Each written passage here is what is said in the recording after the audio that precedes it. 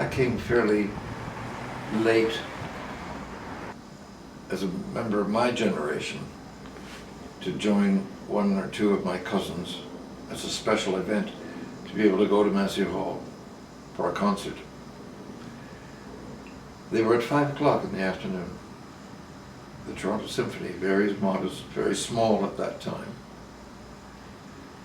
had performances, very low price, 25 cents I think. Not very well paid orchestra. Mostly music teachers, people at the conservatory, but good musicians, very dedicated to trying to build an orchestra. Luigi von Kunitz, wonderful exotic name it seemed to me, was its conductor. We had access to the box because all we had to do was to tell the doorman downstairs at the stage door, always a couple of my cousins, we'd like to go and hear them. Go ahead, enjoy yourselves. So we did. And nobody cared what we thought. We were not public about it, and nobody knew who we were at all. There are 2 levels of box, one above, one below.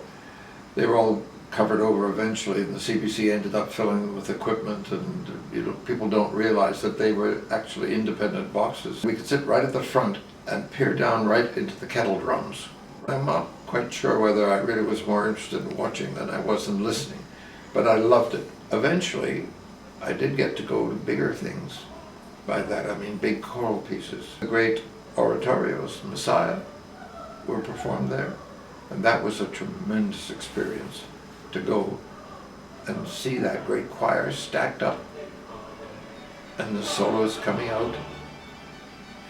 And this, well, Messiah is perhaps the great symbol of Toronto of that period. It was very exciting to be in that big hall. Elmer Eisler did the Messiahs at Massey Hall.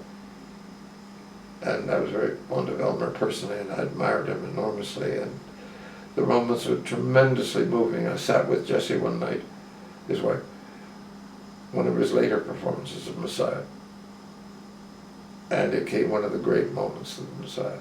And I just turned to Jesse and just took her hand and I said, my God, we are so lucky.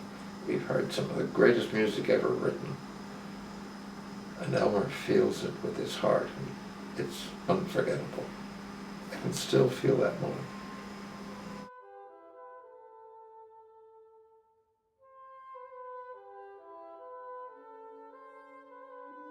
Big event by Toronto standards. Stravinsky had come to live in the United States. He didn't have many jobs. His fame as a composer was spread very widely, but it was a bit disturbing and shocking music for some people. But he was going to come to Toronto to conduct, which he did for money. He was really, he conducted a good deal in the last part of his life because he needed jobs. His music didn't make him large amounts of money at that stage, I don't think. But Stravinsky was the great contemporary composer celebrity. And so my cousins and I were very excited. We were going to go and sit in the box and watch Stravinsky conducting. He was like a little bird. And this little man, and he was, well, musicians told me much later, he wasn't a very good conductor. They never knew quite what he would do next. Oh, my Keynes did that. That was not Stravinsky. Okay. I didn't see him on the concert stage very much, but watching Stravinsky conduct was fascinating to me. I started doing little sketches of people as I watched this curious way of picking at the orchestra. And it wasn't easy to follow as a conductor because he would make up his mind with a great deal of personal commitment to what he was doing. Sometimes he surprised them with the tempi. He would change the tempi. That was a stunner for the audience. And many people in Toronto, still a fairly inexperienced musical city. A bit uncomfortable, let's say, with Stravinsky. Many people think it's the most dreadful piece of music. Some still do. Unbelievable. Though most people think it's one of the greatest musical achievements of the 20th century. And for whatever you think, no question about it, Stravinsky is what he is, a giant figure, and has had an enormous effect. During the war, Massey Hall was used a great deal for war benefits. War bond drives were regular, and it was a custom to have, I've forgotten how many they would have in the season, but there'd be 2 or 3 big ones in the course of a year. And usually starring a great movie star dedicated to the cause of the war, coming from Hollywood, coming from London, coming from wherever they were touring around.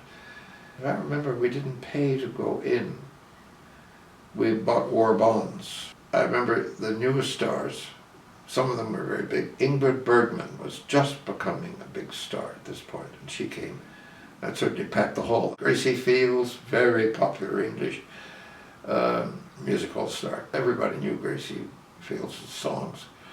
Walter, Walter, lead me to the altar, you know, those songs. Walter, Walter, lead me to the altar.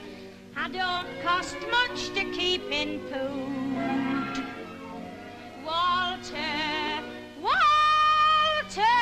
She worked very hard for war benefits. She was in Hollywood later in her life and did do films in her later life, but she was really a live audience performer. Walter, Mother says you ought to take me while she's in the mood. They were wonderful events at the hall. Great sense of participation, and it's a wonderful hall for that, because it's warm, the sound is so warm in that place. And though it's a big hall, and it's high up when you go up to the top floor, nonetheless the top floors are still close to you when you're performing, because acoustically it's so wonderful.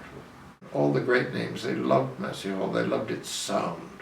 It wasn't in that way the most luxurious hall, but it had this beautiful, warm sound. And audiences were very warm in the hall. They were warm physically too many a time, because there was no air conditioning for many years. It was never a snobby hall. It couldn't be. People paid what they could pay to come and enjoy the music. You didn't dress up very much. You didn't see many diamonds in Massey Hall. It was nothing like the Metropolitan Opera House in New York. Massey Hall was not that kind of hall at all.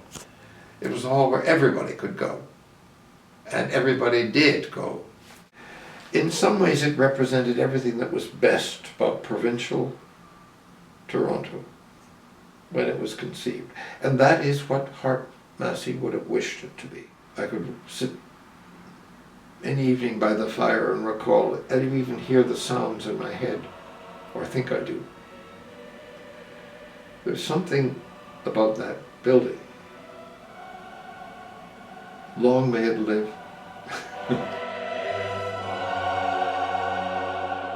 It's great to have a place to go where you can shout bravo at the top of your lungs.